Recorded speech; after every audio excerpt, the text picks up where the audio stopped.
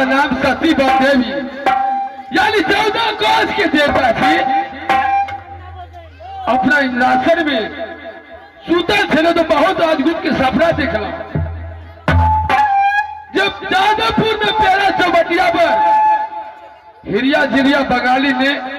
हमारे नाती जगली के सुगा बना के रख रहे। नाती जगली नाली नाली याद करे। हाँ भगवान ठीक है, जरूर जाके नाती जगली के मदद करो। ठीक है भगवान। हाँ बकिया आ गई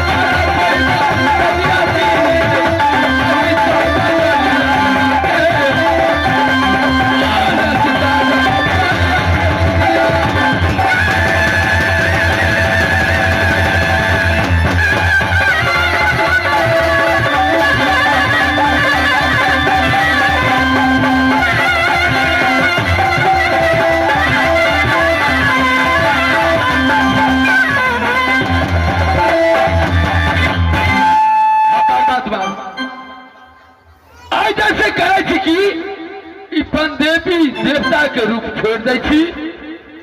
और नट्टिन के भेष धाकर जाती कहा तो तेरा चौबटिया पर पीक डाल के गोदना गोदाम हिरिया हिरिया बंगालिन के अजरो नाती जंगली के मंगली कराम पकड़ लेगा दीदी सा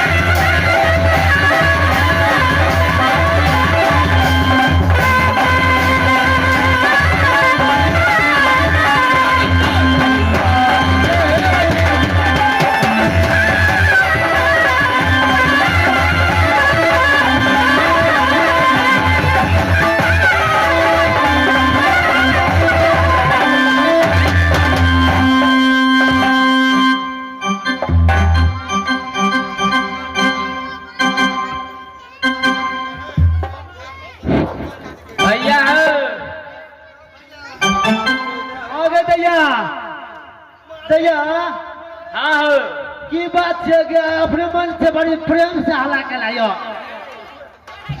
आइ गए कहलिए कि हाँ मेरा चौबटिया पे गेलिए मेला हाँ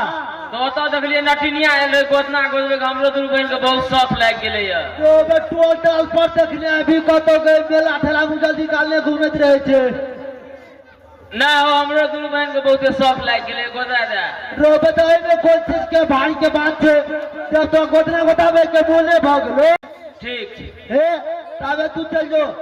जो बकरी लग आए धोल के केन खाने बनबेला बड़ी कोनो चीज ने काम करत रहतो खाली बैठल रहतो खाली मोबाइल चलबैत रहतो बैठल रहतो कुर्सी लगा तो ठीक है हम दुनू बहन जाय छै तब माहौल में आराम करबा त गोदना वाले तो हमरो के बोला लिया अच्छा बोले आलो तब जो अपना आराम करो माल में तो दिया जा लेकिन मोबाइल नहीं छोड़ते काल छो तो हर मोबाइल बुच्ची से बुझले अच्छा ये मास्टर कहीं नटिनिया के कहीं तकतार लगा आप देखा पड़ते अगर का मोने भले गोतना परावे के तब मंगा के परावे पड़ते हमरा कोनो भी हालत में अच्छा देखे छ कोनो गोतना गाली के देखबे ना तो जाका परा देबे धिया पुता मन से पर पराते बढ़िया रहते देखे छी आवे छै कि